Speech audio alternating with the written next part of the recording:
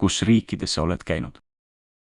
Olen mitu korda käinud Rootsis, Soomes, Taanis, ühe korra Saksamaal ja Austrias. Mis riikidesse sa tahaksid veel reisida? Ma tahan külastada Ameerikat, Austraaliat ja Kanadat lähitulevikus. Milline on sinu unistuste puhkus? Minu unistuste puhkus ei ole kerge. Ma tahan minna Kanaari saartele koos oma naisega nädalaks. Ma nautin ilu seal oma naisega ja me ujume mere suurime saareelu seal ka. Kellega sa eelistad koos reisida? Ma eelistan alati reisida perega, aga korra aastas reisin ka sõpradega. Millega sulle meeldib reisida? Buss, laev, auto, lennuk ja miks? Eestis või lähiriikides meeldib mulle autoga reisida. Kaugemale reisimiseks eelistan lennukit. Autoga reisimine on mugav, aga lennukiga reisimine on kõige kiirem. Kus sa tavaliselt reisil olles ööbid? Reisides ma alati ööbin hotellis. Mõnikord ööbin sõprade või sugulaste juures. Kas sinu jaoks on tähtis, kus sa reisil ööbid? See on, kus ma reisides ööbin. Minu jaoks on alati oluline, sest ma tahan mugavust ja privaatsust. Kui palju raha sa tavaliselt reisil kulutad? Ma ei ole miljonär, seepärast ma ei taha kulutada palju raha. Ma kulutan ainult nii palju kui vaja. Mis on sinu lemmikriik ja miks? Minu lemmikriik on India, sest see on ilus ja kultuuriliselt rikas. Seal on palju häid kohti külastada. Sellel on palju erinevaid toite ka. Kus sa Eestis oled käinud? Eestis ma olen käinud Pärnus, Tartus, Narvas, Haapsalus, Valgas, Saaremaal. Muidugi ma elan Tallinnas, mis on nüüd minu kodulinn. Kuhu sa Eestis veel minna tahaksid? Tõsi, ma olen küll Pärnus käinud mõnikord, aga ma tahan sinna ikka ja jälle minna. Kuidas sulle meeldib puhata suvel? Ma armastan suve väga. Suvel mulle meeldib igal nädalavahetusel naisega rannas käia. Samuti mulle meeldib igal õhtul sõpradega pargis käia. Vahel ma korraldan grillipidu sõpradega metsas või järve ääres. Kuidas sulle meeldib puhata talvel? Mulle ei meeldi talv eriti. Talvel ma proovin kodus olla, aga vahel ma käin sisemänge mängimas. Üks asi, mida ma pean tegema, on käia 3 või 4 korda jõusaalis nädalas. Talvel loen palju raamatuid õhtuti ja vaatan filme ka. Mitu korda aastas sa tavaliselt reisid? Mitte palju, ehk 1 või 2 korda perega aastas, eriti suvel. Kas sulle meeldib aktiivne või passiivne puhkus? Mina olen aktiivne reisija.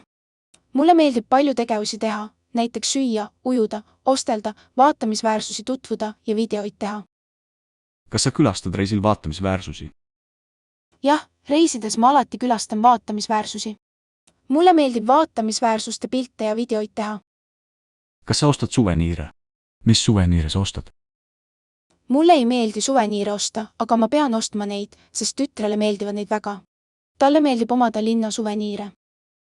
Milline on sinu meeldejäävaim puhkus või reis? Eelmisel aastal ma käisin Hollandis oma perega, see on seni minu kõige meeldejäävam reis. Nautisime seal palju. Mida sa puhkusele kaasa pakid? Mulle meeldib puhkusele kaasa võtta riideid, ravimeid, snäkke, mobiiltelefoni koos laadijaga, kaamera ja mõnikord ka sülearvuti. Miks reisi või tervisekindlustus on oluline? Ma arvan, et tervisekindlustus on reisil alati oluline, sest õnnetused võivad juhtuda igal ajal ja ravi on alati kallis. Vahel võime reisil ka kallid asjad kaotada. Kas sul on suur pere? Ei, mul on väike pere, mina, minu naine ja 10-aastane tütar. Kus sinu pereliikmed elavad? Ma elan Eestis koos oma naise ja tütrega. Minu ema elab Bangladeshis koos mu õe ja ühe vennaga. Mu vanem vend elab Taanis.